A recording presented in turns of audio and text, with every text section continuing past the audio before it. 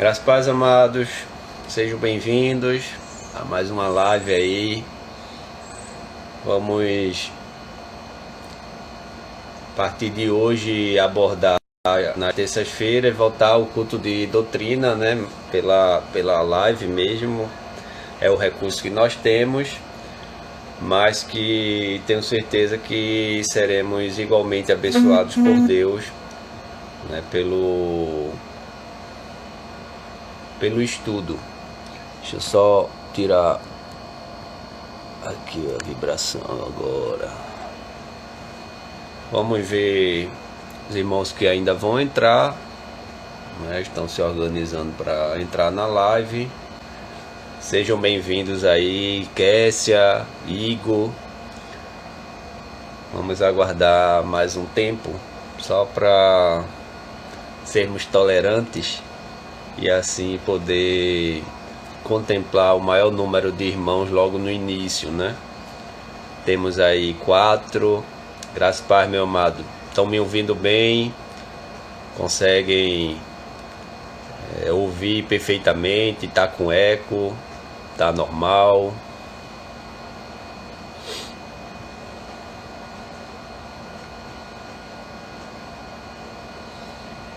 Graças a Paz, Tiago. Ótimo, ouvindo bem, né? Ok. Graças a Paz, irmã Vera. Graças a Paz. Está normal. Que bom, graças a Deus.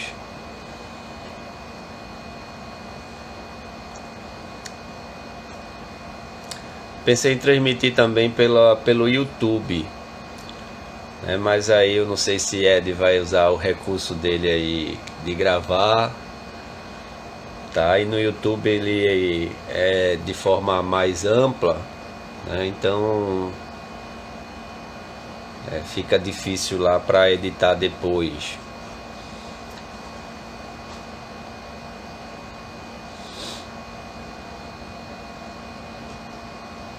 Obrigado, Tiago. Obrigado. Tirando as olheiras. Olha quem apareceu, rapaz. Priscila. Graça e paz, Priscila. Tudo bem? Saudade da irmã, saudade do irmão Rinaldo, da irmã Mari. Uma saudade sem fim de vocês. Tava pensando em você hoje, a minha presidente aí da SAF. Sentindo saudade de vocês.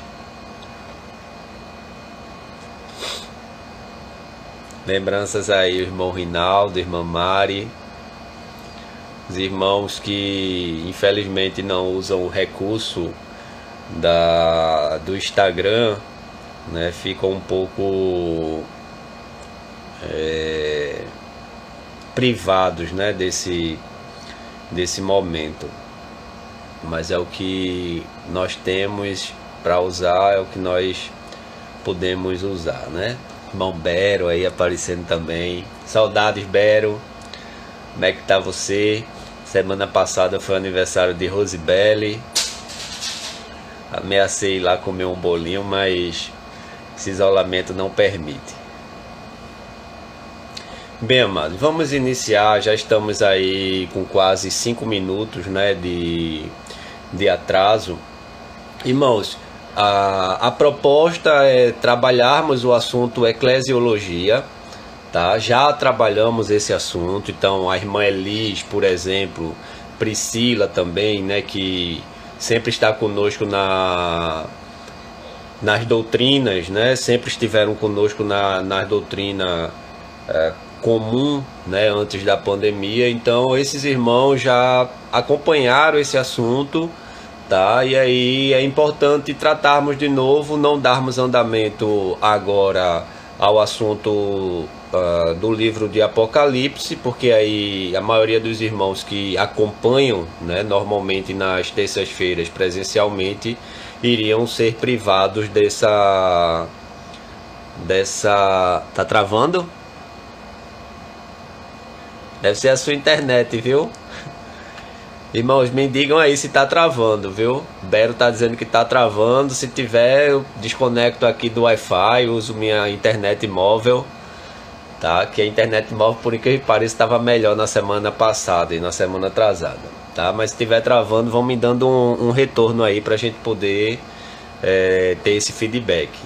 Bero disse que tava travando, a live tá travando, tá? Então nós vamos trabalhar a eclesiologia, tá? Antes de introduzirmos e adentrarmos propriamente no tema, né? Vamos louvar o nome do nosso Deus, usando aí nossos inários, nossos celulares que tem a Bíblia online, tá? E como nós vamos tratar de igreja, falar sobre igreja, tá? Eu gostaria de louvar a Deus com os irmãos com o cântico do hino A Igreja em Adoração, tá? Aí no nosso inário é o hino de número 3, tá? A Igreja em Adoração.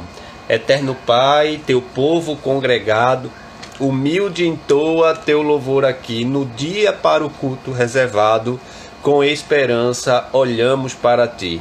Teu santo livro, ó grande Deus, tomamos com fé singela e reverente amor. E como filhos atentos procuramos ciência na palavra do Senhor. Vamos louvar a Deus com esse cântico. A Igreja em Adoração, o cântico do hino de número 3. Eterno Pai, teu povo congregado, humilde entoa ao teu louvor aqui, no dia para o culto reservado, com esperança olhamos para ti. Teu santo livro, ó grande Deus, tomamos, com fé singela e reverente amor. E como atentos filhos procuramos ciência na palavra do Senhor. Jesus, aos teus benditos pés sentados, queremos teu conselho receber. E sendo por ti mesmo doutrinados, de mais em mais na santa fé crescer. Do mundo em seus encargos retirados, queremos descansar em ti, Senhor. Mirando os ricos bens entesourados, na plenitude do teu vasto amor. Ensina aos teus Espírito divino, dissipa as trevas deste corações, e com a luz do teu celeste ensino, venha aclarar as santas instruções. Aviva em nós as forças da memória, pois sempre mais queremos conhecer o Rei dos céus, o Cristo cuja glória eleva os santos anjos de prazer. Amém. Amados, eu gostaria que os irmãos abrissem suas Bíblias aí no livro chamado de Atos dos Apóstolos, capítulo 2, um texto muito conhecido da nossa igreja, um texto que, particularmente se tratando de igreja, eu amo esse texto, tá? Porque fala de uma igreja não perfeita, mas de uma igreja referência, né? Uma igreja modelo para nós cristãos, uma igreja cristã que serviu de modelo para nós cristãos. Atos 2, do 42 ao 47. Atos 2, do 42 ao 47, os irmãos vão acompanhar a leitura comigo, que diz assim: perseveravam na doutrina dos apóstolos e na comunhão, no partir do pão e nas orações. Em cada alma havia temor, e muitos prodígios e sinais eram feitos por intermédio dos apóstolos. Todos os que creram estavam juntos e tinham tudo em comum. Vendiam suas propriedades e bens, distribuindo o produto entre todos, à medida que alguém tinha necessidade. Diariamente perseveravam unânimes no templo, partiam pão de casa em casa e tomavam as suas refeições com alegria e singeleza de coração, louvando a Deus e contando com a simpatia de todo o povo. Enquanto isso, acrescentava-lhes o Senhor dia a dia os que iam sendo salvos. Vamos orar mais uma vez. Vamos orar. Santo Deus, Pai bendito, diante da Tua palavra, nós tão somente, mais uma vez, rogamos ao Senhor, ilumina-nos. Que o Teu Espírito Santo, ó Pai, abra o nosso entendimento, nos faça entender, como também, Senhor Deus, possamos ter uma explanação facilitada pela iluminação do Teu Espírito Santo. Te oramos assim, em nome de Jesus. Amém. Amados, é culto de doutrina. Então, como culto de doutrina, à medida que os irmãos tiverem alguma pergunta, é só perguntar, tá certo? Vou estar acompanhando a live. Se eu passar batido, bote aí um bocado de interrogação para mim poder voltar e ver a sua pergunta, tá? Então, nós não vamos trabalhar naquele método da semana passada de anotar as perguntas todinhas para no final fazer. À medida que os irmãos tiverem a dúvida, tiver uma pergunta, pode perguntar, a gente dá uma pausa, responde a pergunta e depois volta, certo? A irmã Elis está aí nos auxiliando nas referências, que vamos ter várias referências, né? Então, os irmãos vão anotando, vão aproveitando aí o recurso que a irmã Elis vai disponibilizando também, nos ajudando. Tem feito isso já algumas lives que nós estamos transmitindo, tá certo? Irmãos, eclesiologia, tá? Essa palavra, ela tem um significado, evidentemente, tá? Eclesia, né?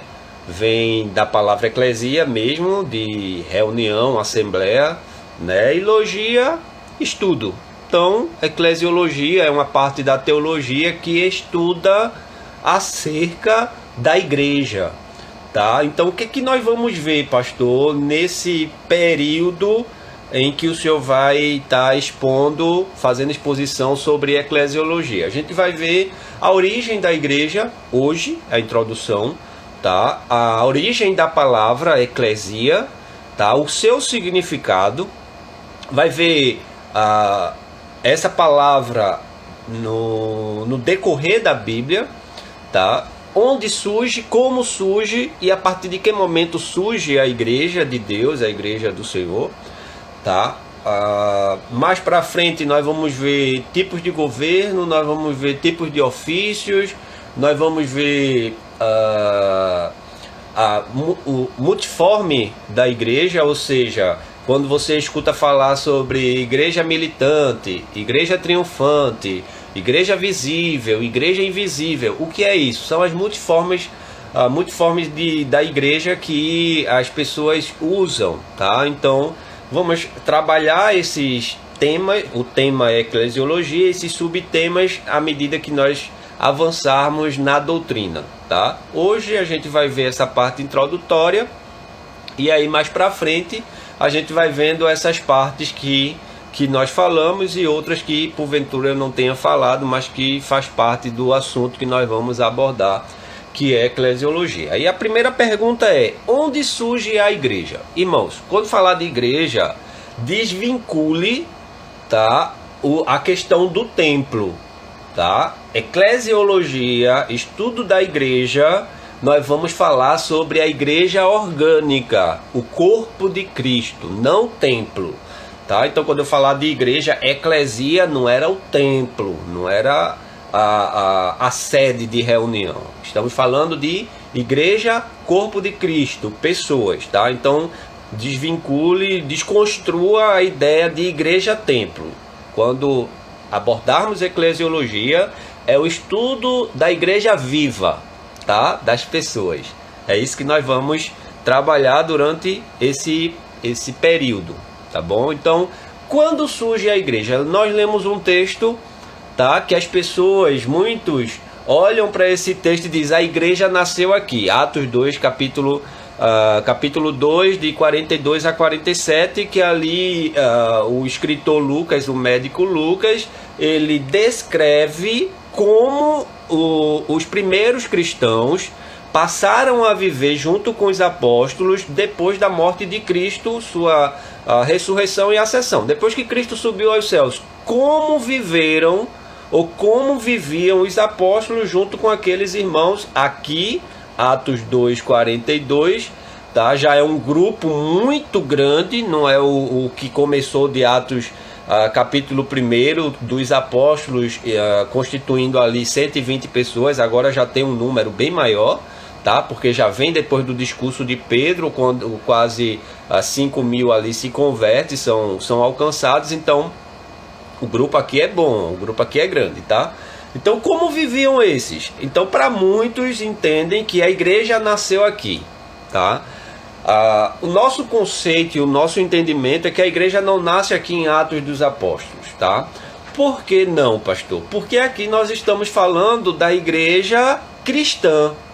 A igreja, se você disser, não, pastor, Atos 2, 42 a 47 é a primeira igreja da era cristã. Beleza, tranquilo. Aí tá certo. Da era cristã, aqui surge a primeira igreja, tá? Mas a igreja, quando nós falamos de igreja, nós falamos do povo de Deus, daqueles que o Senhor escolheu para servi-lo, tá? E que ele fosse o Deus desse povo, tá? Então hoje nós somos conhecidos como o povo de Deus. Mas se você lembrar um pouco, que antes até mesmo do nascimento de Cristo já havia um povo de Deus. Esse povo são os judeus, tá? Então Deus tem a sua igreja, ou a igreja do Senhor, o povo do Senhor, sempre existiu. Desde quando, pastor? Desde lá do Jardim do Éden, tá? Desde o Jardim do Éden, quando Deus encontra Abraão todo finalzinho da tarde e conversa com ele, tá? Mas nós vamos ver isso de forma muito mais expressa, muito mais clara, tá? Com Abraão, sua descendência, Deus escolhendo um povo, e ele vai dizer: eu serei o seu Deus e ele será o meu povo, já depois ali de Abraão por diante. Aí fica muito mais claro entender que a igreja está mais visível no Antigo Testamento aqui, tá? E aí como é que a gente chega à conclusão? Vamos pegar a origem da palavra igreja, que no grego tem a palavra eclesia, tá? Essa palavra eclesia, irmãos, está formada por outras duas palavras, tá? Também grega, eclesia, está formado também por mais duas palavras. São elas ek, tá? E kaleo, tá? Então cada uma dessas duas palavras também tem seu significado. Por exemplo, a palavra ek, ou a preposição ek, tá? Tem o seu significado para fora. No grego, transliterado, a palavra ek, a primeira palavra de eclesia, tá? A palavra eclesia no grego, ela é composta por mais duas palavras. Essas duas palavras é ek e kaleo, tá? Então a palavra ek, ou preposição, como os irmãos acharem melhor entender, tá? Tem o seu significado de para fora. Kaleo é um verbo, tá? O kaleo é eu chamo. Então vamos transliterar a palavra eclesia no grego, formada por duas palavras. Transliterada, essa palavra eclesia fica melhor entendida de kaleo, eu chamo, e ek, para fora, tá? Então juntando aí eu chamo para fora. Esse é o significado transliterado da palavra eclesia. A palavra eclesia no grego tem seu significado como assembleia, reunião, multidão, tá? Então veja que a palavra eclesia transliterada, ela significa eu chamo para fora. Tá sim, pastor. Estou entendendo mais ou menos, o senhor entrou aí com grego, mas vejam só, a palavra transliterada é eu chamo para fora, tá? Então, igreja nada mais é do que o povo ou as pessoas que o Senhor Deus chamou para fora. Para fora de onde?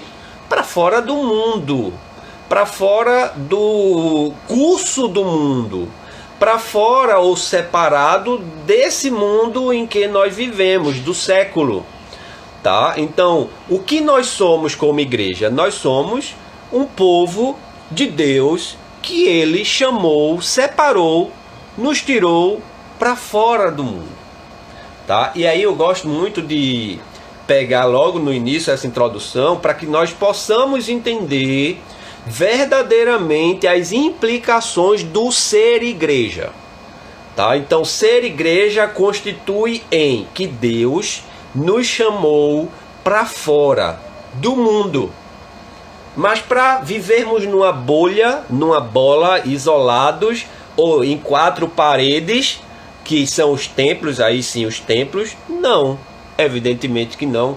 O Senhor nos chamou para fora, nos separou para fora do mundo e nos enviou novamente para esse mesmo mundo, constituindo-nos uma missão. A missão da igreja, eu venho dizendo desde quando eu entrei, cheguei lá em Socorro, né? A missão da igreja está definida lá em 1 Pedro, capítulo 2, versículo 9 e versículo 10, tá?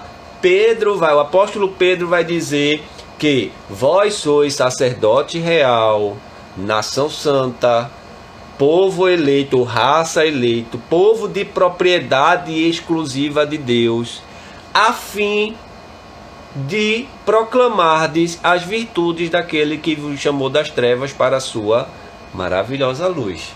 Então, o que é a igreja? A igreja é o grupo de pessoas que o Senhor tirou do mundo, chamou para fora do mundo e envia novamente esse grupo ou essas pessoas ao mundo para proclamar as virtudes daquele que nos chamou para fora das trevas e nos trouxe para a sua maravilhosa luz.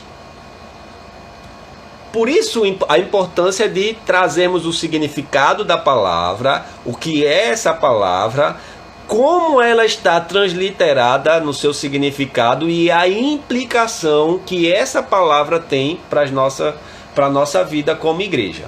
Tá? O Senhor nos chamou para fora do mundo e nos manda ou nos envia de novo ao mundo a fim de proclamar as virtudes daquele que nos chamou das trevas para a sua maravilhosa luz, tá? Então, a palavra eclesia, tá? No grego, ela é composta por duas palavras, ek, kaleo, tá? Ek para fora, kaleo eu chamo para fora, tá?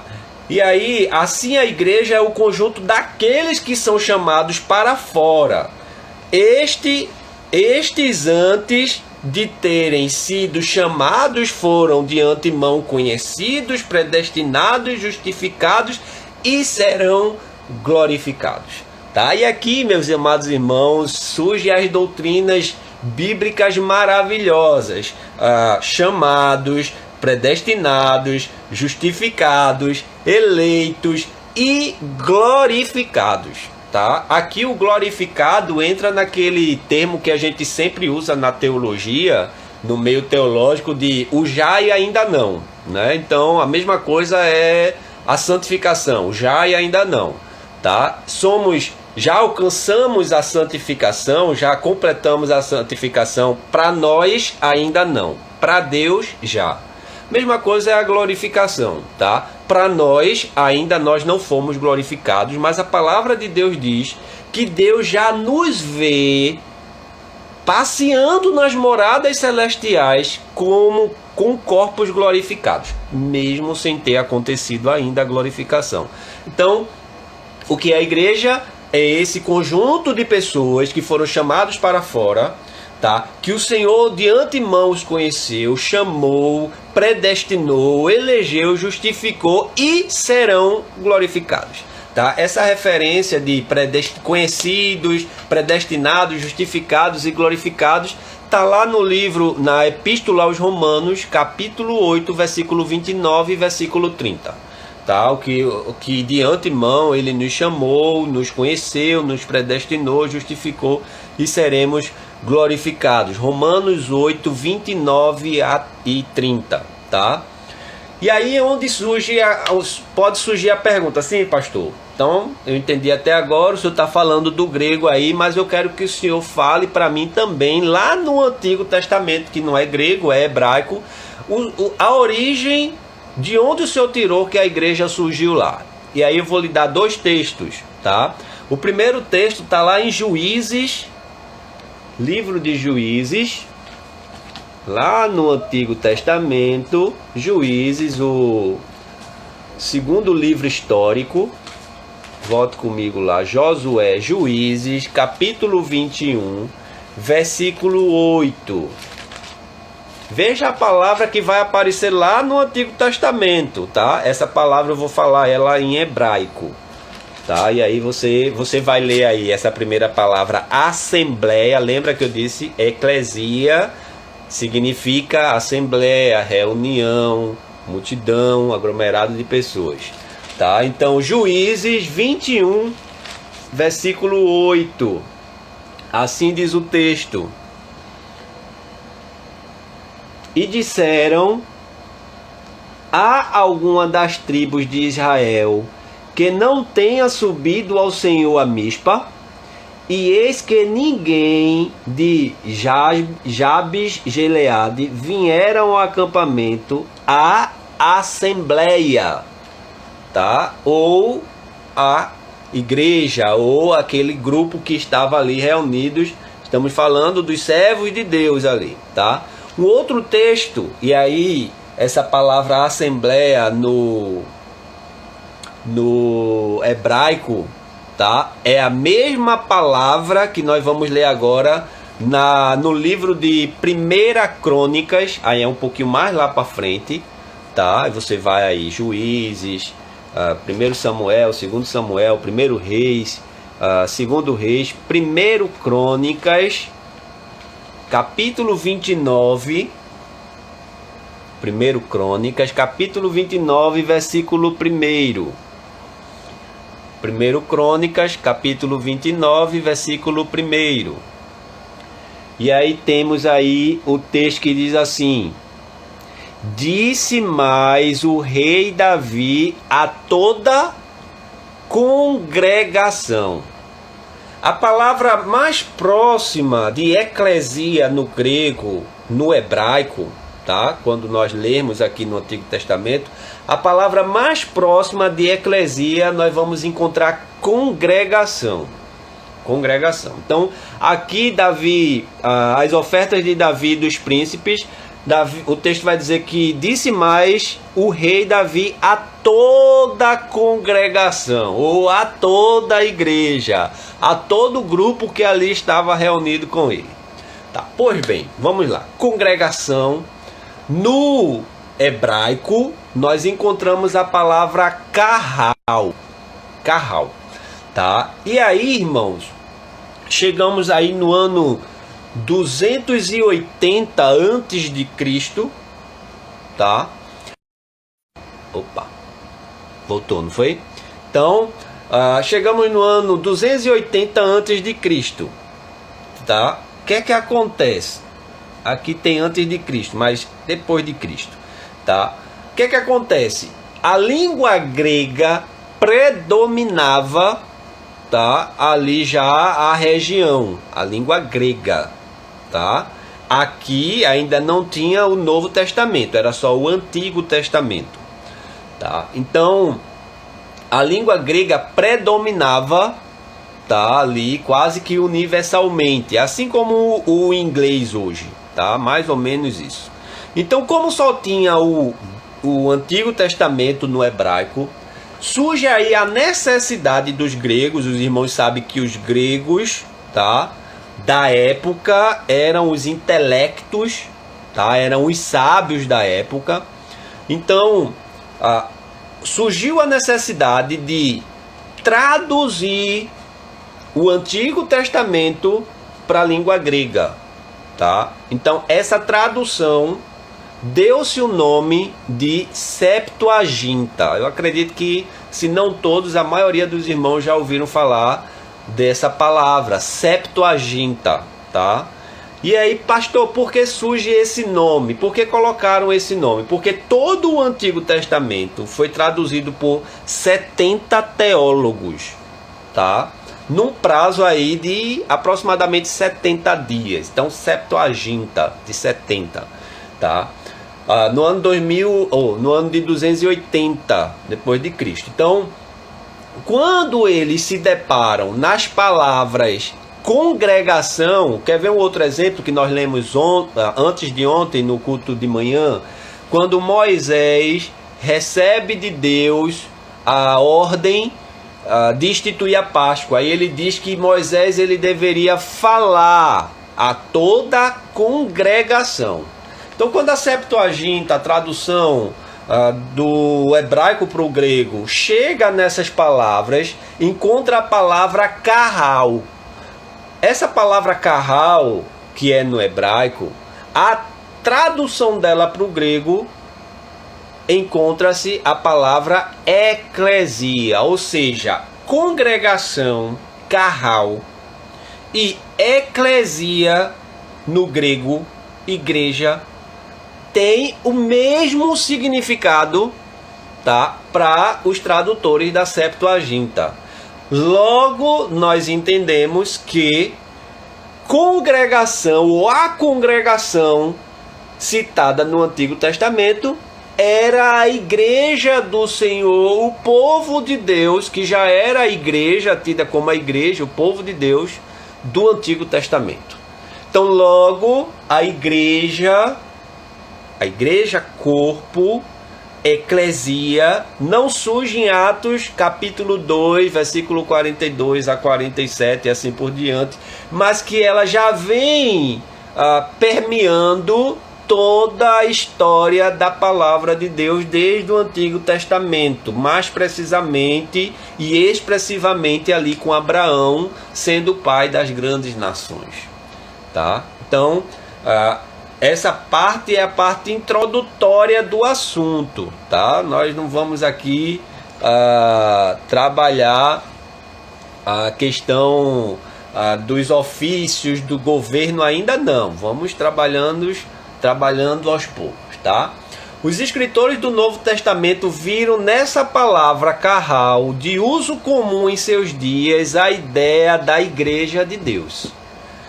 Então, os tradutores, quando olharam a palavra congregação no Antigo Testamento, que era no hebraico a palavra carral, certo? Traduziram para o grego como sendo eclesia, tá? Então, era do uso comum, tá? Aí nós trazemos aqui a questão da fundação da igreja. Há algumas opiniões sobre quando a igreja começou a existir. Alguns dizem que a igreja começou a existir com João Batista, que foi apóstolo de uma nova dispensação. Tá? Então a gente sabe que João Batista era o primo do Senhor Jesus Cristo. Ele começou a pregoar antes de Cristo, né? Antes do ministério de Cristo. Ele foi o último profeta ali do Antigo Testamento, período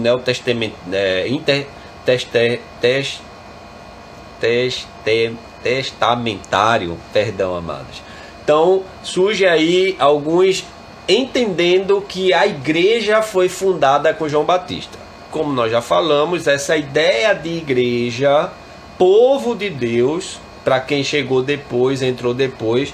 Nós não estamos tratando igreja como templos, denominações, tá? Nós estamos tratando igreja como povo de Deus, o corpo de Cristo, tá? Os membros desse corpo de Cristo, que não é a denominação presbiteriana, assembleia, congregacional, batista, tá? E nem muito menos o templo, que é a construção física. Isso para nós, nesse momento, não é a igreja. A igreja, tá, que nós estamos trabalhando, eclesiologia, que é o estudo acerca da igreja. Essa igreja a qual nós estamos estudando somos nós, corpo, tá? A igreja viva de Deus. Então, o nosso entendimento é que essa igreja, como povo de Deus, surge desde o Antigo Testamento, mas para alguns ela surge aqui em João Batista. Outros dizem que a igreja começou com os 12 apóstolos, quando foram enviados a pregar o evangelho em Jerusalém, Judeia, Samaria e até os confins da terra. E até os confins da terra, como está registrado lá em Atos 1:8. Tá? Também não é esse o nosso entendimento, tá? Como nós já colocamos. Outros ainda dizem que a igreja começou com Cristo quando aqui esteve, e finalmente outros dizem que a igreja começou no dia de Pentecostes, quando o Espírito Santo foi derramado sobre a igreja. Então veja que tem várias colocações aí, vários entendimentos de quando afinal a igreja ela é fundada, tá? De acordo com o nosso argumento, essa igreja, tá? Se estivermos falando, ou se esse entendimento se trata da igreja cristã, da era cristã, aí é um outro ponto, tá? Tratando a igreja de forma geral, tá? De toda a história, ela sempre existiu. Tratando a igreja do ponto de vista, a igreja cristã, tá? Aí entra esses argumentos aqui, tá? Então, como a gente disse logo no começo, Daisy, é muito evidente falar que a igreja surge com Adão e Eva, porque o que é a igreja, né? O que nós entendemos como igreja é que é o povo de Deus, que o Senhor se relaciona com ela, tá? Então,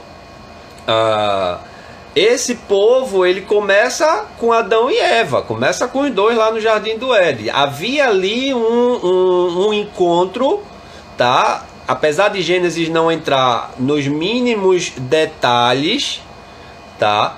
Mas se Deus encontrava com o homem todo final da tarde e o homem conversava com Deus, evidentemente que ali havia um entendimento de adoração, de conversa, tá? De intimidade com Deus, tá? Então, se for tratar o pé da letra, a igreja do Senhor surge ali, com Adão e Eva.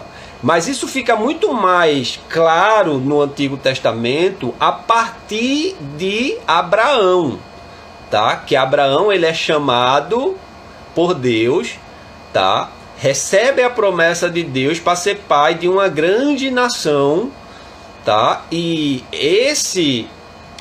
essa nação é conhecida como os judeus mais à frente, também em alguns momentos como hebreus, né? Com Abraão era muito mais entendível, ou se entendia melhor chamando eles de hebreus. A gente vai ver isso muito claro ainda em Gênesis, a gente vai ver isso em Êxodo, tá? Depois de um tempo é que eles começam a ser chamados por judeus, tá? Mas no princípio era mais chamado de hebreus, tá? Por causa do avô de Abraão, tá? Que se chamava Eber, tá? Tá lá em Gênesis. Então a palavra hebreus, eu mandei aí um desafio para vocês e eu não cobrei mais, mas agora vocês já sabem que a origem da palavra hebreus vem lá de Eber, tá? Que era o avô de Abraão, se salvo engano, tá? Então fica muito mais evidente essa questão de igreja do Antigo Testamento ali a partir de Abraão. Mas pegando ao pé da letra, a gente remete lá o relacionamento que havia entre Adão e o Senhor Deus no Jardim do Éden, tá? E aí esse entendimento, né, de que a igreja é fundada aqui com João Batista, ou até mesmo com os 12, ou com o Senhor Jesus Cristo, ou com o Pentecostes, tá? Se nós formos olhar para o Novo Testamento como a igreja primitiva cristã, aí alguns desse entendimento aqui até bate. Não poderia ser João Batista, tá? Porque a igreja cristã, ela só é reconhecida como igreja cristã depois de Cristo, né? Depois da morte de Cristo, está lá registrado em Atos capítulo 26, se eu não estiver enganado, versículo 11, tá? Mas a gente pode ver isso aqui. Quando os primeiros cristãos são chamados, quando os seguidores de Cristo são chamados de cristãos pela primeira vez, tá? Ou é 11, vamos lá.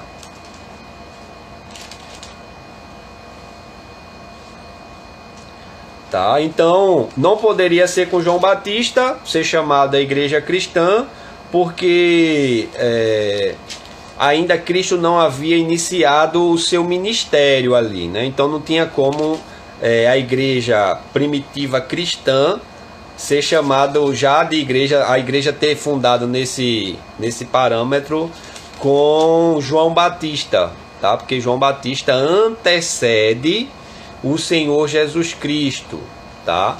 Aí vem a questão dos apóstolos, tá? Os apóstolos aí depois da ordenança do Senhor Jesus Cristo. Pronto.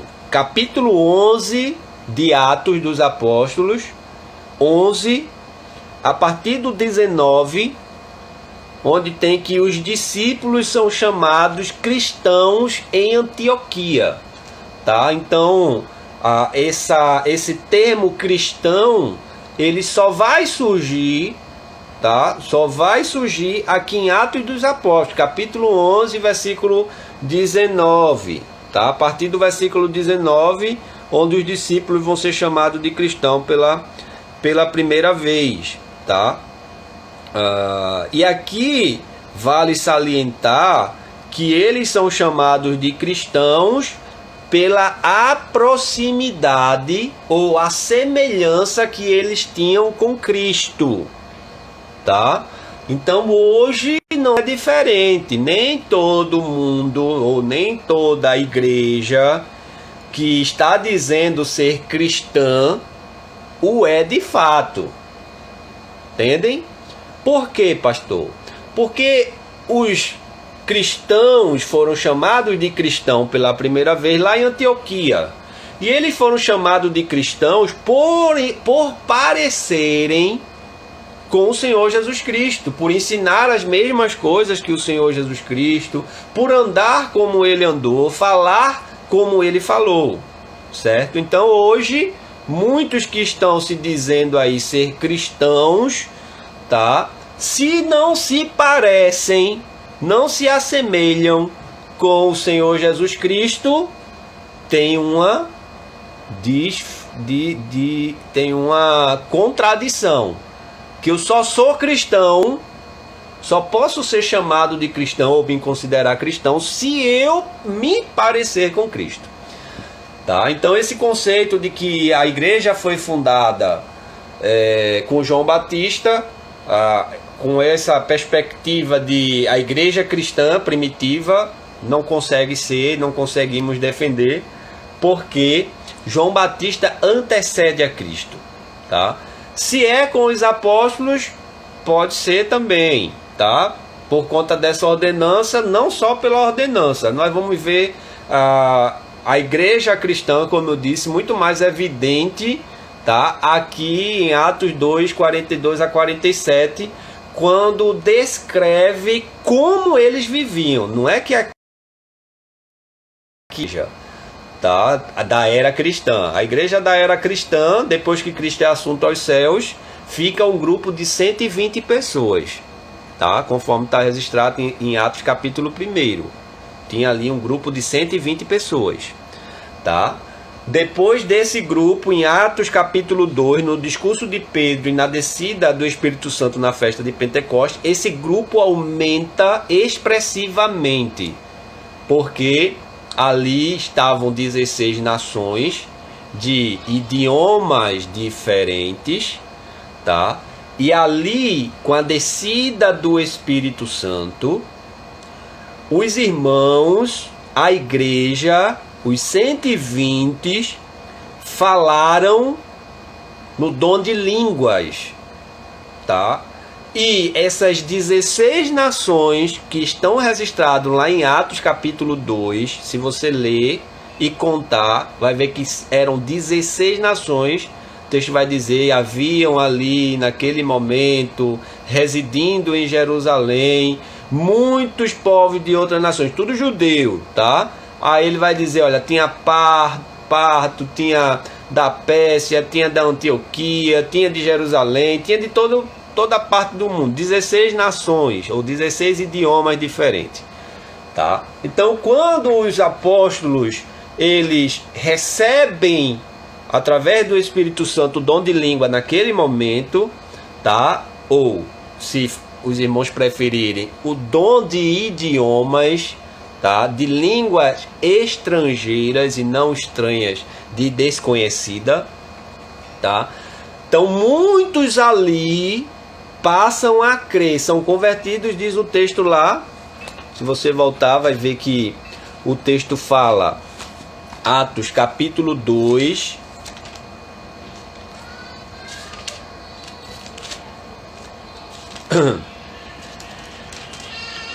uh, 3.000 batizados, tá?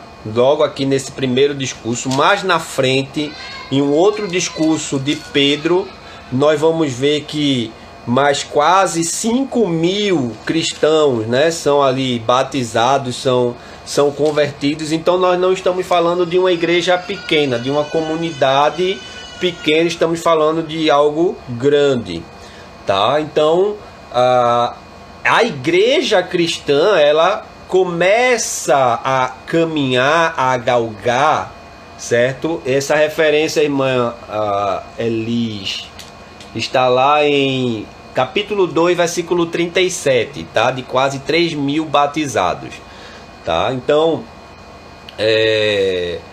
essa igreja começa a galgar, já aqui, depois de Cristo assunto aos céus, capítulo 1, versículo 8, quando ele diz, e recebereis poder ao descer sobre vós o Espírito Santo, e sereis minhas testemunhas, tanto em Jerusalém, Judéia, Samaria e até os confins da terra, ou até os confins do mundo, tá? Então, essa igreja, ela começa a galgar aqui, a igreja da era cristã, tá? Então, os irmãos que estão desde o começo entendam que trabalhamos na introdução a origem da palavra igreja, que no grego é eclesia, que significa assembleia, que é constituída por duas palavras, formada por duas palavras, ek e kalel, que transliterando essas palavras, ek é para fora, kalel é eu chamo. Então a palavra eclesia transliterada é eu chamo para fora, e aí falamos sobre o Senhor nos tirar do mundo, nos chamar para fora do mundo e nos enviar novamente ao mundo. 1 Pedro capítulo 2, versículo 9 e versículo 10, tá? Então tratamos da questão introdutória da parte de igreja e falamos de, se for considerar a pergunta, quando surgiu a igreja, essa igreja, povo de Deus, os eleitos de Deus, escolhido por Deus para servi-lo, não surge no Novo Testamento, aqui em Atos dos Apóstolos, mas ela surge desde o Antigo Testamento, tá? E aí pegamos a palavra congregação, usada lá em 1 Crônicas, capítulo 29, versículo 1, Juízes, capítulo 21, versículo 8, tá? Também em Êxodo, a palavra congregação vai surgir na instituição da Páscoa, em Êxodo capítulo 12, o Senhor falando com Moisés, fala toda a congregação. Então essa palavra congregação, lá no Antigo Testamento, quando ela foi traduzida para o grego com a Septuaginta, os gregos, os teólogos gregos, aqueles 70 teólogos gregos traduzindo o Antigo Testamento, quando se depara com a palavra congregação, que no hebraico é carral, eles traduzem para o grego como eclesia. Tá? Então a mesma eclesia do Novo Testamento é eclesia no Antigo Testamento. Então a igreja que estamos falando do Novo Testamento, também havia uma igreja, um povo de Deus escolhido para servir a Deus já no Antigo Testamento. Isso eu acredito que não seja novidade para os irmãos. Tá? E aí quando se fala da fundação da igreja primitiva, se alega que essa igreja surge com João Batista. Já vimos que não poderia ser, porque João Batista precede a Cristo. A igreja cristã vem depois de Cristo. Tá? Sobre ser dos apóstolos, ali em Pentecostes, ali a igreja já existia, tá? No grupo de 120 pessoas, 120 irmãos, inclusive ou incluindo os apóstolos. Na verdade, a igreja é uma instituição muito antiga, é o que nós já víamos defendendo. Ela existe desde o Velho Testamento. Já vimos que a Septuaginta traduziu carral por eclesia em Juízes e em Crônicas. Agora leia vamos ler lá, Atos 7:38. Aí nós vamos encontrar a mesma palavra, a palavra congregação. Atos 7:38.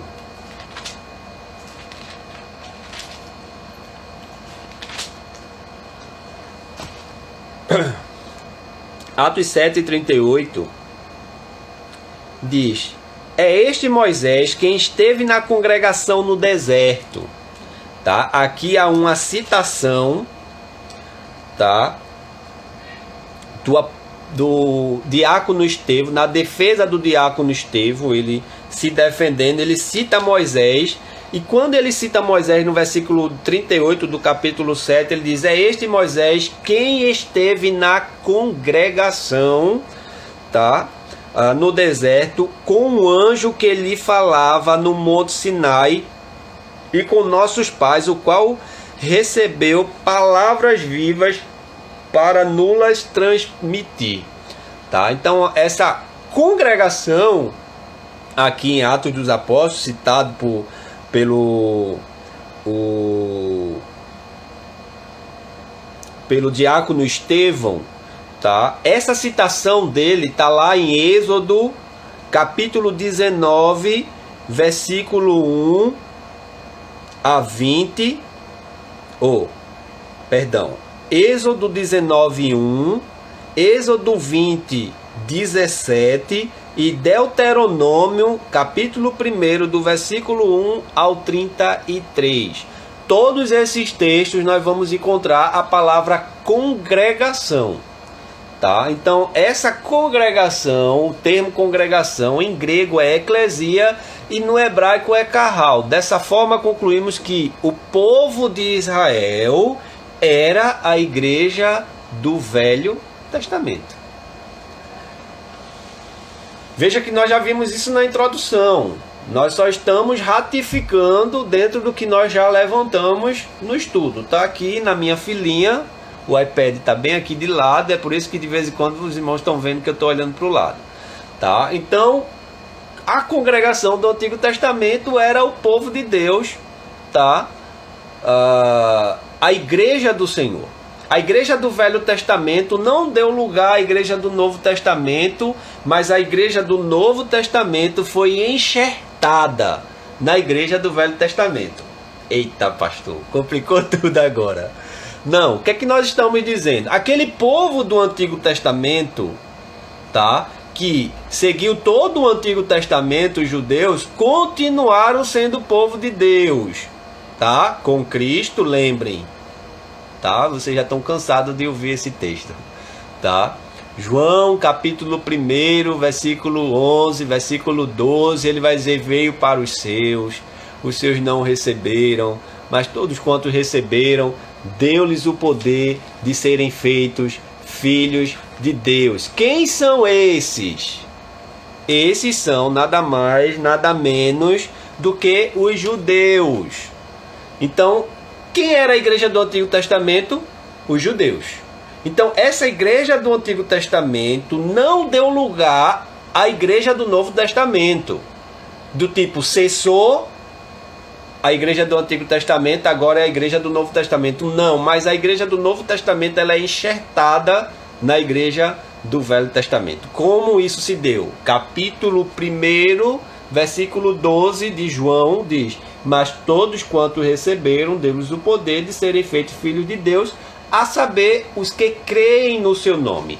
Agora, a igreja do Antigo Testamento, o povo de Deus, precisa também, além de ser judeu, tá, confessar Cristo como seu Salvador, como seu Rei, como seu Messias, que muitos não fizeram. É isso que João está dizendo no versículo 11, quando diz: veio para o que era seu, os seus não receberam. Cristo veio para os judeus não receberam, mas todos quanto receberam, deu-lhes o poder de serem feitos filhos de Deus. Então, agora, todos no Novo Testamento que creem em Cristo são elevados a um nível de igualdade com a igreja do Antigo Testamento. Tá? Aquele povo que se batia no peito de repente, talvez, né? Se orgulhando por ser o povo de Deus, os judeus, agora, tá, também vão ser co-herdeiro, tá, da igreja do Novo Testamento, ou dos gentios, tá? Romanos capítulo 11, versículo 8 ao versículo 24. Nós não vamos ler todo o texto, mas veja aí como entender essa sentença que nós estamos falando, que a igreja do Novo Testamento foi enxertada na do Antigo Testamento. Veja aí, Romanos 11. A igreja de Romanos é um exemplo, irmãos. Nós já falamos para a igreja lá de Socorro, né? Então, eu vi aqui alguns irmãos entrando que não são lá da igreja de Socorro. Se eu não tiver enganado, a mãe de Igor está aqui, tá? Então nós já falamos várias vezes lá na igreja, e acho que até aqui pela live também, que a igreja de Romanos era uma igreja cristã constituída de judeu e gentio, tá? Então era constituída a igreja de Roma, em Roma, veja que interessante, era constituída da igreja do povo de Deus do Antigo Testamento, da igreja do Antigo Testamento, e também da igreja do Novo Testamento, porque eram judeus e gentios. Agora, judeus cristãos, não judeus ortodoxos, que não reconheceram Cristo como Salvador. Judeus cristãos, embora, mesmo sendo cristãos, alcançados por Cristo, vez ou outra, estavam ali pressionando os irmãos a circuncidar, a guardar as tradições. E o apóstolo Paulo vai ter um problema muito sério, assim, trabalhar um teor doutrinário nessa carta muito elevado, justamente por conta disso. Olha ela aí dando sinal. Seja bem-vinda, minha irmã, Deus te abençoe, tá? Então Paulo vai escrever, certo, dizendo para essa igreja em Roma, falando justamente sobre isso. Romanos 11, a partir do 8, ele diz: como está escrito, Deus lhes deu espírito de entorpecimento, olhos para não ver e ouvidos para não ouvir, até ao dia de hoje. E diz Davi: torne-se-lhes a mesa em laço e armadilha em tropeço e punição. Escureçam-lhes os olhos para que não vejam, e fiquem para sempre encurvadas suas costas. Aí entra Paulo agora.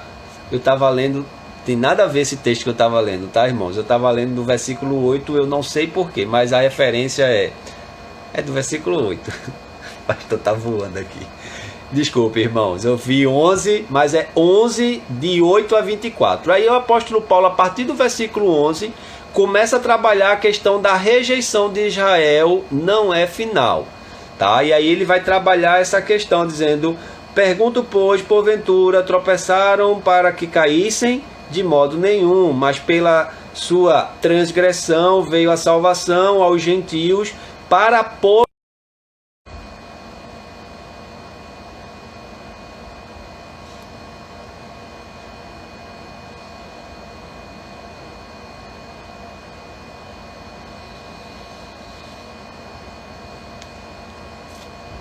Ok, os irmãos estão voltando aí.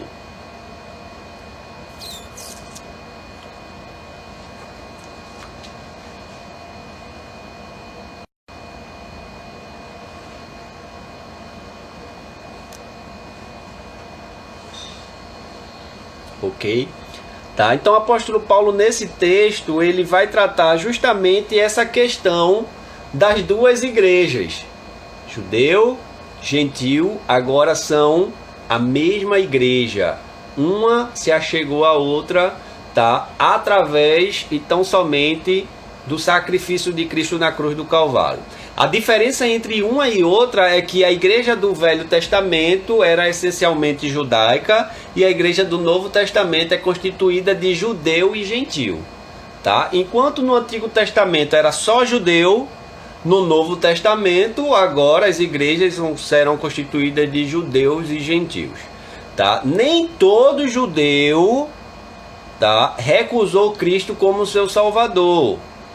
Tá? Nem na época e nem hoje, tá? Então tem judeus cristãos, tem, que abriram mão da lei, de guardar a lei, de esperar o Messias, porque viram e reconheceram Cristo como Messias, tá? Então, enquanto no Antigo Testamento todos eram judeus, não havia exceção para não judeu, no Novo Testamento agora as igrejas vão ser constituídas de judeus e gentios, tá? A Igreja Católica Romana diz que a igreja está edificada sobre Pedro e consequentemente sobre seus representantes, os papas, sobre seus representantes, os papas. Ela baseia essa tese em Mateus 16, 18 e 19. Aí chegamos aqui numa problemática. Por quê? Há uns dias atrás eu peguei um pega pra capar lá no Facebook com um cidadão lá que pelo jeito ele era católico, né? Pelo jeito católico não praticante, tá? E aí ele falando da igreja, né? De forma porque pegaram ali a figura dos pastores, né? Nesse período de coronavírus, se eu não estiver enganado já, pegaram a figura dos pastores lá, esses pastores aí que abraçam a teologia da prosperidade, e fizeram meio que uma charge lá, dizendo como se eles estivessem preocupados por conta que não estava tendo público, que não estava tendo dinheiro e tal. E aí generalizaram, apesar de ter os pastores lá, mas generalizaram a igreja como um todo, né? E aí eu fui lá e coloquei dizendo que a pessoa estava equivocada, que ela precisava realmente conhecer uma igreja. Desculpem, me lembrei agora. Aí essa pessoa que se dizia católica, tá? Ela dizia que já tinha participado de uma igreja dessa e que tinha saído porque todas eram iguais e agora ele estava na igreja de verdade e falando da igreja católica, né? E aí eu disse, olha, você precisa conhecer realmente uma igreja séria, não uma igreja qualquer. Você precisa participar de uma igreja séria. Você não conheceu uma igreja séria, né? E esse é o problema, porque as pessoas lá fora, elas têm generalizado, têm visto aí as igrejas do meio neopentecostais crescendo, né? Explorando as pessoas e olham como se fosse todas, ou como se fosse geral e dissesse assim, ó, todas são iguais, né? E eu sempre tenho dito, quando me deparo com as pessoas fazendo essa alegação, eu sempre tenho dito e refutado que as pessoas precisam conhecer realmente uma igreja séria, tá? Porque a ideia que se tem é que todos os pastores roubam, que todos os pastores pegam dinheiro, que todos os pastores é quem fica com o dinheiro da igreja, que o dinheiro que é do dízimos e das ofertas vai direto para o bolso do pastor, e as igrejas sérias não trabalham assim, as igrejas históricas não trabalham assim, não é assim, tá? No nosso meio mesmo, eu de certa forma eu me orgulho em dizer que na nossa igreja a gente não tem esse problema como pastor, porque pastor não é tesoureiro, pastor não recebe dinheiro. Eu já disse que alguns irmãos da nossa igreja já me procuraram, tá? Em determinados momentos, quando o Eduardo não estava presente para pedir para mim receber o dízimo deles, e eu disse e digo, tá, que eu não recebo, tá? Eu não recebo, tá? Quando estamos na igreja, tá, na ausência do tesoureiro, eu peço para um dos irmãos que ajuda Eduardo, auxilia Eduardo lá na conferência, né, dos recebimentos, ir com o irmão até onde está o gasofilácio, deixar lá no gasofilácio, mas eu não recebo, não é nem por medo de ser tentado, ou por alguém achar que o pastor pode de repente ser fraco e não querer pegar no dinheiro. Não, não é por isso não, é porque eu tenho plena consciência que a nossa igreja não trabalha assim. A nossa igreja não tem esse procedimento, então eu fico muito mais à vontade e não tenho problema nenhum em dizer para o irmão ou guardar e esperar Eduardo, ou levar até Eduardo, ou deixar no gasofilácio, tá? Então muitos pegam essas exceções, esses casos, e generalizam. Aí estava esse cidadão lá falando isso, né? Eu disse, olha, você não conhece, você não sabe. Aí ele entrou com esse texto aqui, esse argumento aqui, dizendo que a única igreja verdadeira foi a igreja que Deus constituiu em Pedro, que foi a igreja católica. Eu disse, meu amado, olha, é muita ignorância, tá? Defender que a igreja católica está firmada em Pedro, e pior, dizer que Pedro foi o primeiro papa porque Cristo constituiu a igreja em Pedro, olhe, é muita ignorância. Por quê? Tá? E aí quando eu falo ignorância, não é de grosseria, é de falta de conhecimento. Tá? Por quê? Quando a gente vai para o grego, vamos lembrar do texto, tá? Mateus 16, 18, 19, tá a afirmação lá, tão certo que tu és Pedro, e sobre essa pedra firmarei a minha igreja, e as portas do inferno não prevalecerão contra ela, tá? E aí é que tá, a pedra, tá? Então, o que é que Cristo está dizendo a Pedro? Pedro, tu me amas, amo. Pedro, tu me amas, amo. Pedro, tu me amas, Senhor, tu sabes que eu te amo, tá? E aí o Senhor Jesus Cristo vai dizer, ó, tão certo tu és Pedro, e sobre essa pedra firmarei a minha igreja, edificarei a minha igreja, e as portas do inferno não prevalecerão contra ela. Aí vamos para o grego, que é a origem das palavras, né? De onde surge a conversa, o original, tá? E aí quando a gente chega no grego, irmãos, o nome Pedro no grego é Petrus. O nome Pedro no grego é Petrus, certo? E o nome pedra no grego é Petra. Logo, Pedro e Petra são diferentes. Pedro e pedra, como no nosso português Pedro é Pedro, pedra é pedra, são totalmente diferentes. E no grego não é diferente. Pedro no grego é Petrus e pedra no grego é Petra, tá? Logo, Pedro não era a Petra. Pedro continuaria sendo Pedro. E o que é a pedra que Cristo está falando? Já que não é Pedro, a pedra, o que é essa pedra? É a afirmação que o próprio Pedro faz. E é sobre essa afirmação que Pedro faz que Cristo vai dizer que é nessa pedra, a afirmação que Pedro está fazendo, que ele firmava a sua igreja. É na afirmação de Pedro e não em Pedro. Deu para entender? Tá? Então, as pessoas, os católicos, quando dizem que Pedro é o primeiro papa porque Cristo disse que sobre ele firmaria a igreja, não foi sobre ele. Era sobre a afirmação que Pedro faz, tá? Do amor que ele tem a Cristo, e é nessa afirmação que Cristo firma a sua igreja. Aquele que ama a Cristo, e não em Pedro, tá? Então, quando nós vemos essa falta de conhecimento, tá? E eu sei que muitos cristãos não têm esse conhecimento também, e aí muitos católicos botam no bolso dizendo, olha, porque a igreja foi... Pedro foi o primeiro papa, porque Cristo firmou a igreja nele. Não, meu filho.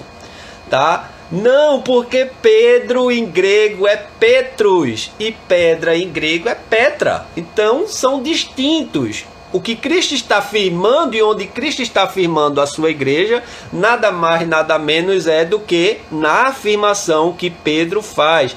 Tu és Pedro e sobre essa pedra edificarei a minha igreja. Entendem? Tá?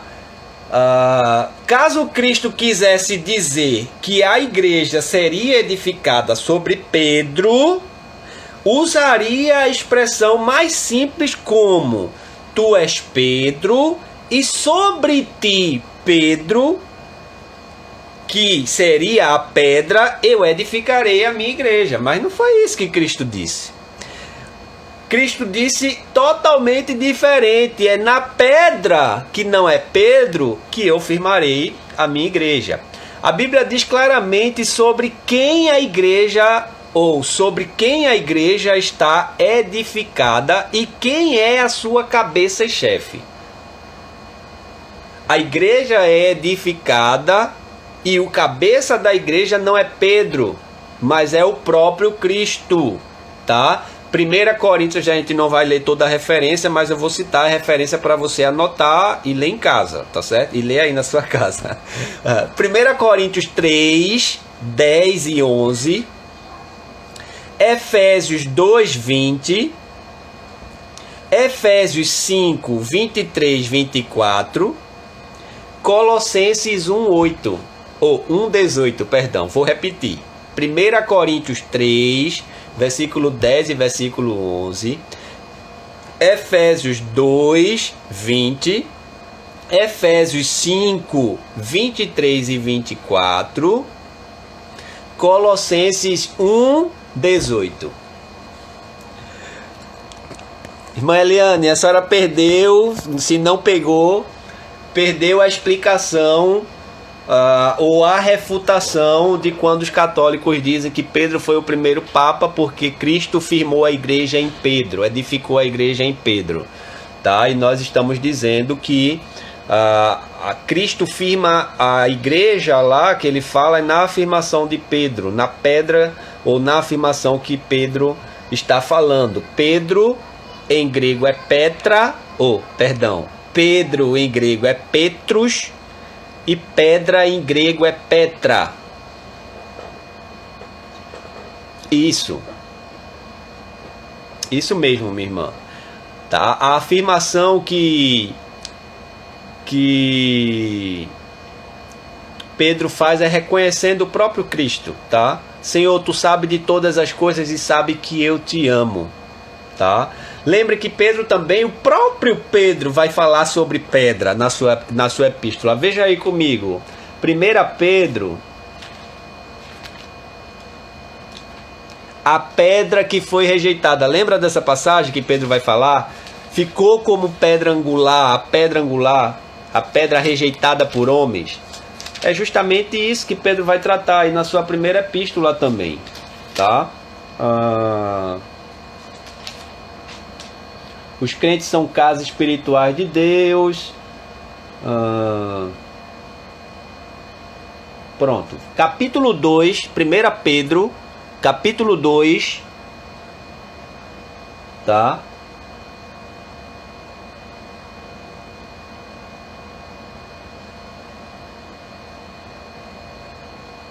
Versículo 4, 1 Pedro 2, 4, tá? Chegando-vos para ele, Cristo Jesus, tá?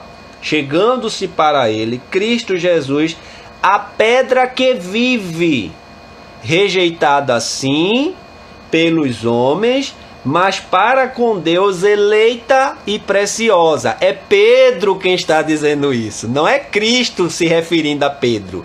Pelo contrário, é Pedro se referindo a Cristo, dizendo que Cristo é a pedra, tá? Versículo 5: também vós mesmo, como pedras que vivem, sois edificados casa espiritual para ser de sacerdote santo, a fim de oferecer sacrifícios espirituais agradáveis a Deus por intermédio de Jesus Cristo. Pois isso está escrito, pois isso está escrito: eis que ponho em Sião uma pedra angular, eleita e preciosa, e quem nela crê não será de modo algum envergonhado. Que pedra é essa? Cristo Jesus. Ele é que é a pedra. Estamos edificados e firmados nele. Irmãos, a Confissão de Fé de Westminster, tratando desse assunto, sobre a questão de ser Pedro, o primeiro Papa, Pedro e tal, a Confissão de Fé diz o seguinte: não há outra cabeça da igreja senão o Senhor Jesus Cristo. Nem pode o Papa de Roma, em qualquer sentido, ser a cabeça dela, senão que ele é aquele anticristo, aquele homem do pecado e filho da perdição, que se exalta na igreja contra Cristo e contra tudo que se chama Deus, tá? A Constituição de Fé do Westminster chama o Papa do anticristo, tá? Afirma isso, que o anticristo será um Papa, né? Não determina qual é o Papa. Tá? Uma consideração a ser feita aqui é que há muitos teólogos reformados que acreditam que a igreja está edificada sobre Pedro mesmo. Por exemplo, este é o pensamento de William Hendriksen e da Bíblia de Estudo de Genebra. Em Mateus 16, 18 e 19, temos ainda a expressão chaves do reino dos céus, ligares e desligares. A chave simboliza o poder de abrir o reino dos céus aos homens através da proclamação do Evangelho. Assim, pela pregação, os apóstolos ligavam os homens a Deus, e pela falta de pregação, mantinham os homens desligados de Deus. Tá? E aí nós vamos concluir, irmãos. Vão preparando aí as perguntas se tiverem. Esse poder não foi dado apenas a Pedro como maioral dos apóstolos, mas também foi dado aos demais apóstolos. Mateus 18, 18. João 20, 23. Tá? Esse poder de ligar nos céus e desligar na terra. Certo? Esse poder é declaratório, não absoluto. Pois o único que tem poder absoluto de abrir e fechar o reino é Cristo Jesus. Perguntas? Estamos assim encerrando essa parte introdutória de eclesiologia. Esse é o primeiro assunto de eclesiologia, a doutrina da igreja. Ok, irmãos? Então vimos a origem da igreja, vimos a origem da palavra igreja, que é eclesia, que significa assembleia, que é constituída de duas palavras, ek e kalel, tá? Que transliterado essas duas palavras é eu chamo para fora. Vimos a questão de que a igreja ela não surge apenas no Novo Testamento, mas ela vem desde o Antigo Testamento. E se formos considerar o momento que Adão tinha com Deus, todo no final da tarde, ali já é a igreja, já é um culto diante de Deus, buscando intimidade, buscando estar na presença de Deus, tá? Vamos ver isso muito mais claro com Abraão sendo chamado para ser pai de uma grande nação. Tá? Nos primeiros momentos ali nós vamos ver o povo sendo mais chamados de hebreus do que de judeus. Vamos ver também o povo sendo chamado de Israel, tá? E Israel vem de Jacó, os descendentes de Jacó, porque Jacó, os irmãos lembram lá no Vale de Jaboque, quando luta com o anjo, recebe o nome de Israel e não mais de enganador, não mais de Jacó. E aí em algum momento o povo também passa a ser chamado de Israel, em outro momento passa a ser chamado de judeu por causa de Jerusalém, tá? Então, durante a história, no Antigo Testamento, já havia a igreja, já havia o povo de Deus, tá?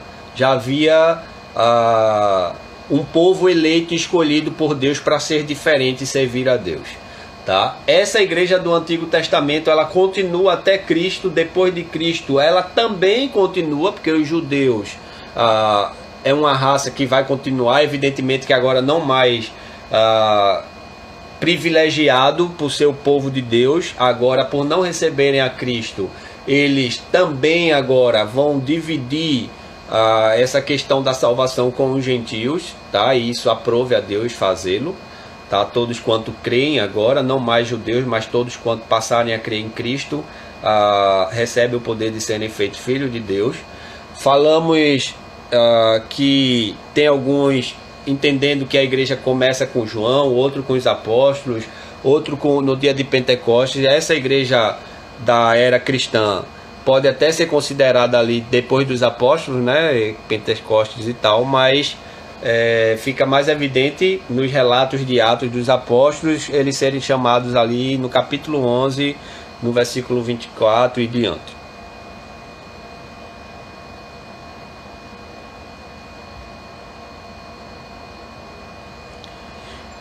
Então, meu amado, a questão do Espírito Santo não marca em ser a representação do início da igreja, porque a igreja ela já existia, tá? Então a igreja ela já existia. A descida do Espírito Santo, na verdade, é um cumprimento de uma promessa que Deus já havia feito à sua igreja, tá? Aos seus apóstolos ali, aos seus discípulos. Então essa descida do Espírito Santo em Atos dos Apóstolos é tão somente o cumprimento do que Cristo prometeu lá no Evangelho de João, capítulo 14, capítulo 16, quando ele fala do outro Consolador, certo? Então, lá em Pentecostes, o que acontece tão somente é esse cumprimento do Senhor, da promessa que o Senhor Jesus Cristo faz aos seus apóstolos. Lembrem lá de Atos 1:8, e recebereis poder ao descer sobre vós o Espírito Santo, e sereis minhas testemunhas tanto em Jerusalém como em Judéia, Samaria, até os confins da terra, certo? A partir dali os servos de Deus, os apóstolos, passariam a viver com a ausência física de Cristo, estariam com Deus presente, ou o Senhor presente agora através do seu Espírito Santo, o outro Consolador que Cristo havia prometido em João 14 e João 16. João 14 a promessa, João 16 a missão dele, né? A missão do Espírito Santo, que é, além de habitar conosco, convencer o homem do pecado, da justiça e do juízo, tá? Então, essa representação do início da igreja, tá? Ao meu ver, Tiago, não é com a descida do Espírito Santo, tá? Porque a igreja ela já está ali representada antes mesmo da descida do Espírito Santo. A descida do Espírito Santo ela vem como cumprimento da promessa que Cristo faz aos seus discípulos: eu vou e enviarei um outro Consolador. Tanto é que o Espírito Santo só desce depois que Cristo é assunto aos céus, tá? E aí ele vem para cumprir a promessa de Cristo, e também ali no evento da sua descida há o dom da língua pela necessidade. Eu gosto muito de falar sobre essa questão do dom de língua, irmãos, porque o dom de língua ele surge por uma necessidade. Qual era a necessidade, pastor? Pedro está discursando para 16 idiomas, 16 nações diferentes que falam línguas diferentes, tá? E agora ele está operando, o Espírito Santo está operando nele e nos demais com o dom de línguas, a ponto de aqueles 16 idiomas espalhados ali entre as pessoas que estavam presentes começarem a se admirar e dizer assim: ora, não são eles hebreus? Como é que pode eles, sendo hebreus, falar de modo que nós entendemos na nossa própria língua materna? Entende? Então, o dom de língua ele surge por uma necessidade, tá, de se pregar o evangelho a estrangeiros de idiomas diferentes do povo hebreu, tá? E aí isso acontece dado o momento do cumprimento da promessa de Cristo pela descida do envio e da descida do Espírito Santo como outro consolador, tá? Não sei se deu para colocar aí. A irmã Eliane está perguntando: a questão das línguas diferentes não está associada em nenhum momento às línguas estranhas, porque os pentecostais usam muito essa passagem em relação. Então, minha amada, esse é o grande problema, tá? Porque quando a gente fala de língua estranha, ou os pentecostais falam de língua estranha, e diga-se de passagem, sem zombaria e sem deboche, tá? O que eles fazem realmente é língua estranha, porque ninguém, exatamente ninguém, nem ele mesmo sabe o que ele está falando. Essa é a verdade, tá? Então, o que é língua estranha? Esse é o que a gente tem que distinguir lá de Atos dos Apóstolos para a afirmação dos pentecostais, tá? Porque lá era língua estranha de estrangeiro, né? É muito conhecido no nosso meio hoje, estrangeiro, né? Quando você fala de estrangeiro, é alguém que vem de fora, tá? E usa um idioma do estrangeiro. Veja que é muito do nosso linguajar. Não, ele veio do estrangeiro falando o idioma do estrangeiro, tá? Então, se nós falarmos ou compreendermos que lá em Atos capítulo 2, o língua estranha que se defende hoje é essa língua do estrangeiro, eu até concordo, tá? Eu até concordo. Eu gosto mais de usar o argumento de que lá foi um dom de idiomas, tá? De línguas, de outros idiomas, tá? É claro, é bíblico, é simples de entender, é usar tão somente o que realmente o texto está falando, é só isso. Vejam lá, Atos 2, voltem comigo, Atos capítulo 2, vejam aí.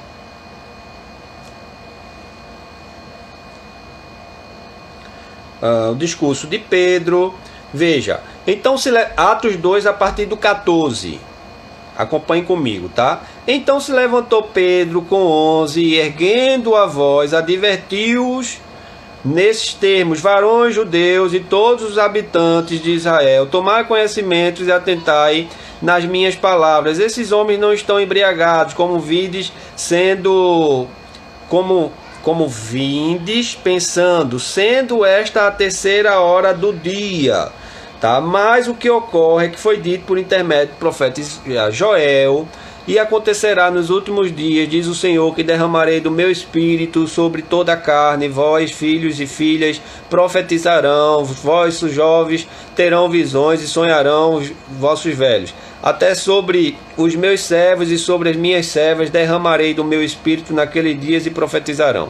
Mostrarei prodígios em cima nos céus e sinais debaixo da terra, na terra. Sangue, fogo e vapor de fumaça. O sol se converterá em trevas e a lua em sangue. Vamos antes. Eu peguei aqui do discurso de Pedro, mas vamos antes. Na verdade, o que queremos abordar na pergunta da irmã Eliana é antes.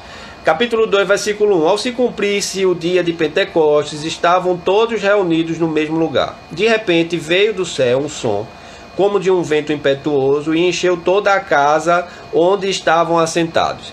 E apareceram distribuídas entre eles línguas, como de fogo, e pousou uma sobre cada um deles. Todos ficaram cheios do Espírito Santo e passaram a falar em outras línguas.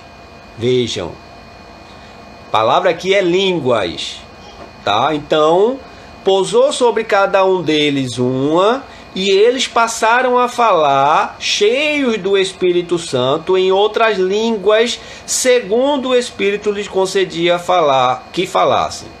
Ora, estavam habitando em Jerusalém judeus, homens piedosos, vindo de todas as nações debaixo do céu. Tá? Quando, pois, se fez ouvir aquela voz, afluiu a multidão, que se possuiu de perplexidade, porquanto cada um os ouvia falar na sua própria língua. Veja, o dom de língua, que não era estranho, sem conhecimento de ninguém, que ninguém ali estava entendendo nada, não é esse dom de língua de hoje. O dom de língua, como eu disse anteriormente, ele surge por uma necessidade. Que necessidade era? Está aqui no versículo 5. Ora, estavam habitando em Jerusalém judeus, homens piedosos, vindo de todas as nações debaixo do céu. Então ali, naquele momento, tinha várias nações, vários idiomas, pessoas de várias línguas diferentes. Tanto é que o texto fala de línguas, tá? E versículo 6, ele diz: eles ouviam falar, cada um na sua própria língua. Então, o que é o dom de língua, meus irmãos? Eu estou falando em português para vocês, e se de repente tivesse aqui na live americano que não fala português, não entende português, alemão que não entende português, outros idiomas, outros estrangeiros, pessoas de outras nacionalidades que não entendem português, o dom de língua se dá quando eu falando em português, todos os outros que falam em outro idioma que não entendem português conseguem ouvir o que eu estou falando na sua própria língua. Foi isso que aconteceu em Atos dos Apóstolos. Não tem segredo, tá aqui. Não tem segredo. Não tem outra interpretação. Não tem. Por mais que eu fosse o texto, eu não consigo interpretar de outra forma, porque a interpretação é que havia várias nações com línguas diferentes, idiomas diferentes, e quando os apóstolos, junto com os demais irmãos, falaram, tá, cheios do Espírito Santo, e como diz os versículos anteriores, que pousou uma sobre cada um deles, então cada uma língua diferente, pousou sobre cada irmão dali que estavam com Pedro e os demais apóstolos, e eles, cheios do Espírito Santo, passaram a falar de forma que cada uma daquelas nações de idiomas diferentes começaram a entender como se fosse na sua própria língua materna. É o que o texto disse e é o que o texto vai dizer. Versículo 7, ele diz assim: estavam, pois, atônitos e se admiravam, dizendo: vede, não são porventura galileus todos esses que aí estão falando? E como os ouvimos falar, como cada um em nossa própria língua materna. Meus amados irmãos, eu vou forçar como isso aqui? Como eu vou forçar? Ah, pastor, mas lá em Coríntios, que não era aqui, falava em língua, falava. Coríntios é uma cidade portuária. Então era comum se ter estrangeiros nessa cidade, e era comum ter pessoas na igreja de Coríntios que não falava a língua dos coríntios. Também tinha o dom de língua lá, evidentemente, para que essas pessoas fossem alcançadas pelo evangelho. O dom de língua, ela é normalmente usada na propagação do evangelho, para salvar as pessoas. Aqui é a origem do dom de língua. Não tem outro lugar senão aqui. A origem é aqui. E se deu por uma necessidade. Tá? Aí vejam, versículo 8. Versículo 9. Vejam quantas pessoas estavam ali. Quantas nacionalidades diferentes estavam ali.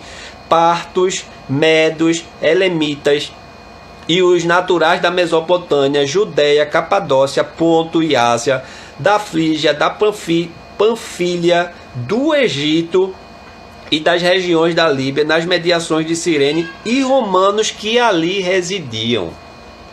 Eram muitas nacionalidades e muitos idiomas. Tá? Aí a pergunta da irmã é: em nenhum momento a língua...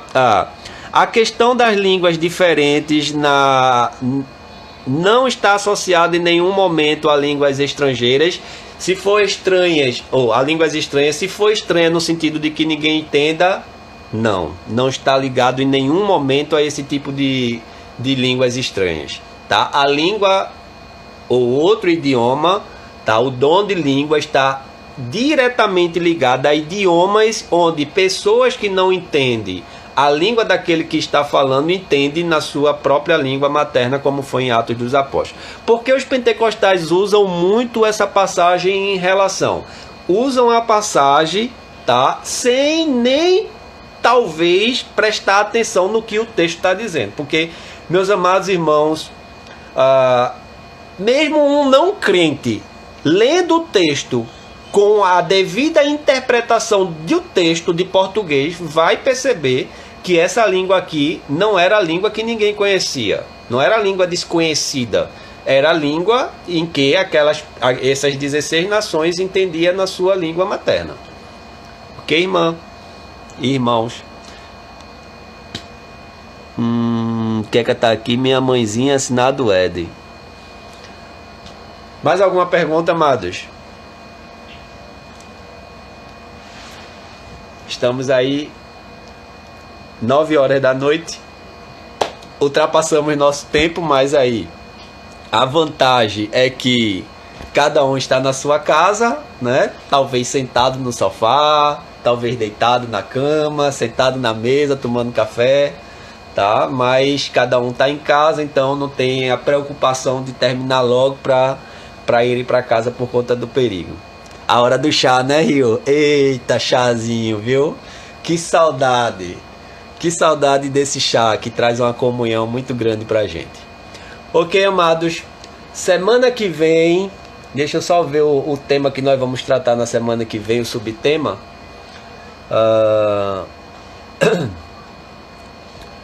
Dizer da alegria de estar com os irmãos, tá? Nessa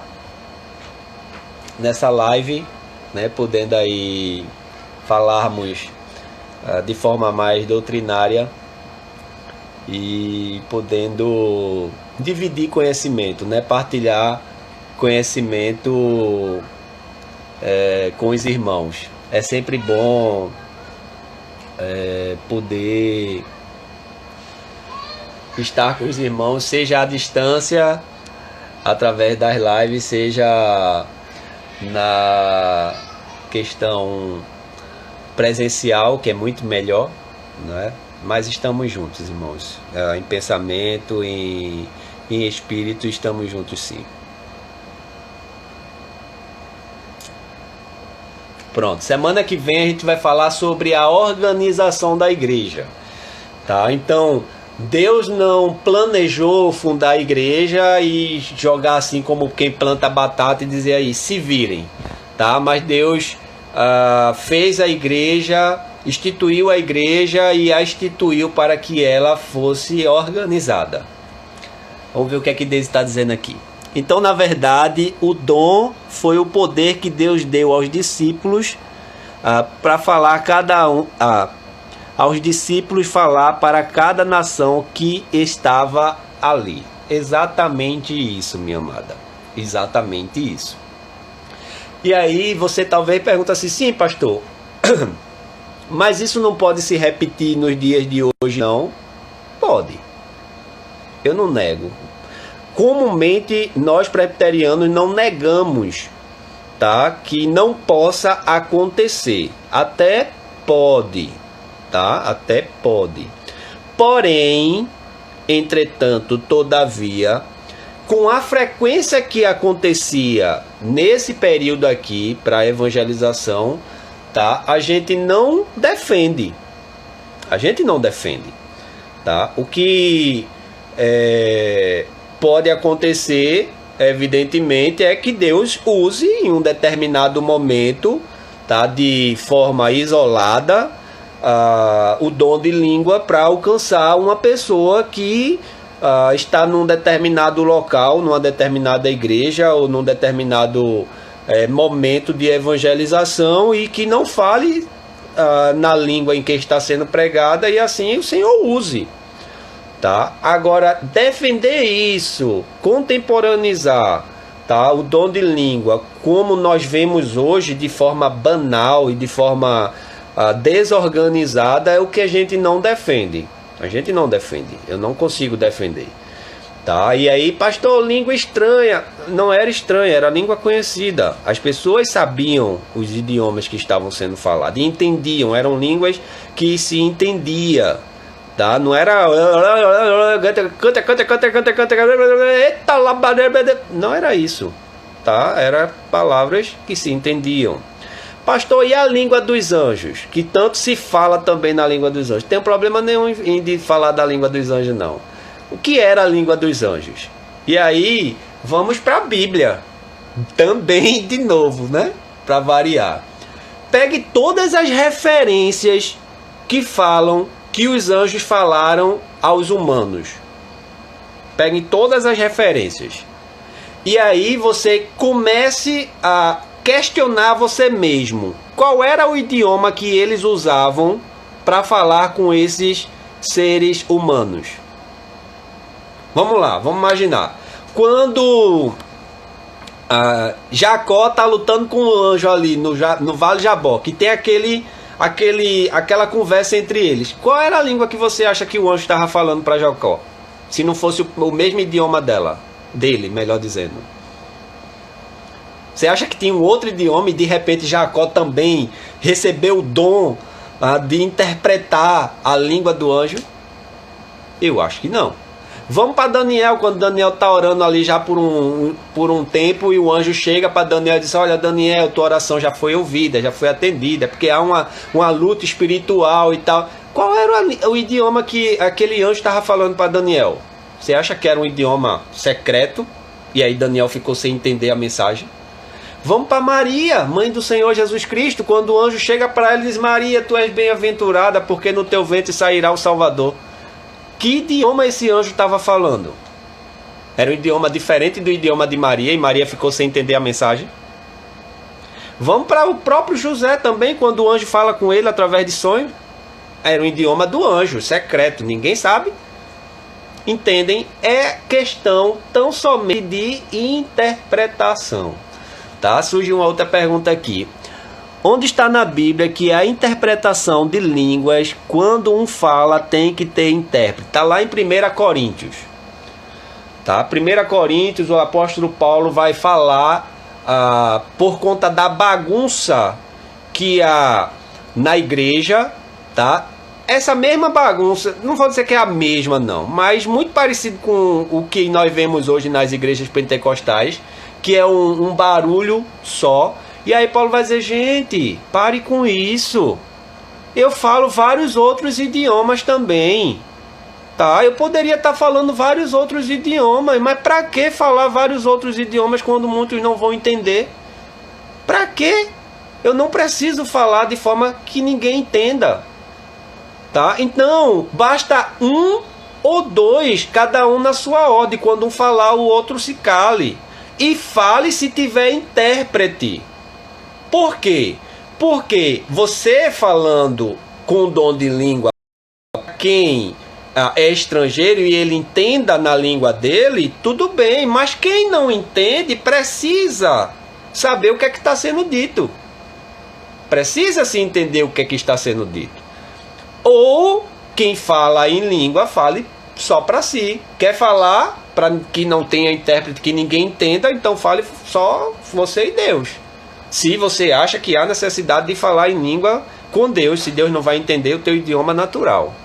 Tá? Então essa questão de que um ou dois e que haja intérprete está lá em Coríntios, porque lá em Coríntios se assemelhava justamente a essa questão dos dias atuais, essa bagunça. Paulo vai dizer: olha, o pessoal passa aí fora, pensa que vocês estão doidos, estão embriagados com um barulho desse dentro da igreja. Veja se não é exatamente isso que nós vimos nos dias atuais. Veja como os irmãos pentecostais se assemelham com a igreja de Coríntios. E muitos dizem que a igreja de Coríntios é uma igreja perfeita, né? Porque tinha ali os dons espirituais. E Paulo vai o tempo todo em Coríntios dizer: ó, vocês estão errados nisso. Ó, até na ceia, vocês acham que vem para a igreja para cear e acham que está se juntando para melhor, mas você se junta para pior. Entendem? Está lá em 1 Coríntios 11, 17. Tá? A pergunta da irmã Marluce, só respondendo. E se não tiver intérprete, era para si mesmo. E quando intérprete, era para edificar da igreja. Sim, é o que eu acabei de dizer. Que a questão da interpretação era para que quem não entendesse o idioma da outra língua, tá? Porque aí surge a questão de que falou-se e alguns não entenderam, então o intérprete era para que todo mundo entendesse de igual forma, tá? Eu já contei uma experiência pessoal do pastor Antônio, que ele falou já algumas vezes, né? Não sei se ele falou em algum momento lá em Socorro, quando ele passou por lá, os mais antigos devem lembrar, que ele vai dizer que fazendo um trabalho do seminário, tá? Então eles foram para algumas igrejas, outros foram para outras religiões, e ele foi para uma igreja de origem pentecostal para poder elaborar o trabalho, e a questão era justamente ver a ordem de culto, como era o culto nessas igrejas, né? E aí ele disse que estava lá e em um determinado momento um irmão se levantou e aí falou a sentença, a frase Bereshit bara Elohim, e sentou-se, né? E aí de repente você agora está dizendo assim, eita, pastor falou em língua, tá? Bereshit bara Elohim. E aí de repente surge um outro irmão lá na frente e diz, porque a palavra de Deus diz que quando um falar em língua, o outro tem que interpretar, e eu vou interpretar o que o irmão disse. O que o irmão disse é que Deus mandou dizer a vocês que ama muito vocês, e se sentou. E aí também você vai dizer assim, e aí pastor, era isso mesmo? Não era não. A sentença Bereshit bara Elohim é o primeiro versículo da Bíblia. No princípio criou Deus, tá? Então em outro momento, e esse momento eu pude vivenciar lá em Jardim Uchoa, tinha um irmão que tinha uma canelazinha de fogo, né? E ele aspirava muito ser diácono e visitava muitas igrejas pentecostais. Ele vinha de uma igreja pentecostal e estava lá em Jardim Uchoa, né? E aí ele tinha uma canelinha de fogo, era bem fervoroso, sabe?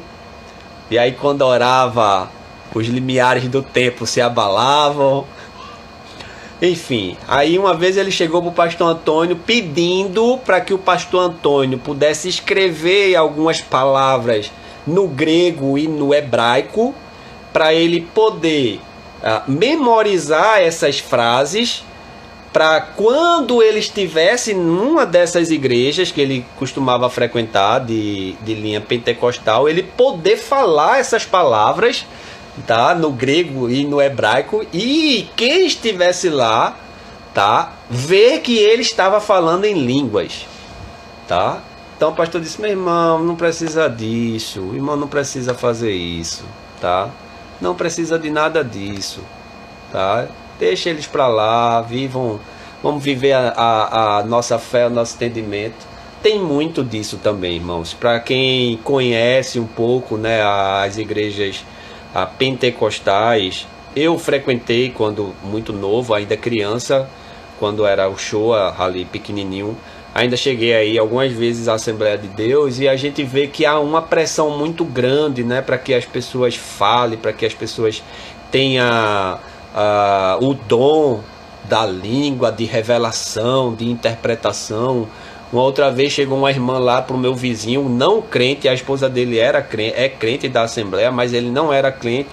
Chegou uma irmã da mesma igreja da esposa dele, dizendo assim, olhe, Deus me revelou e mandou eu vir dizer a você, porque o meu gás acabou, e ele mandou dizer a você que é você quem vai comprar o meu gás, quem vai dar o dinheiro para comprar o meu gás, né? E aquele cidadão, vizinho, não crente, disse, olha, tenha vergonha, não faça isso não, tá? Se o seu gás acabou, você está precisando do dinheiro para comprar, você venha e me diga. Agora, usar Deus, dizer que Deus mandou você vir aqui e que eu tinha que dar o dinheiro para você comprar o gás, isso é mentira, tá? Envergonhou, né, a irmãzinha, tá? E tem muito disso, infelizmente tem.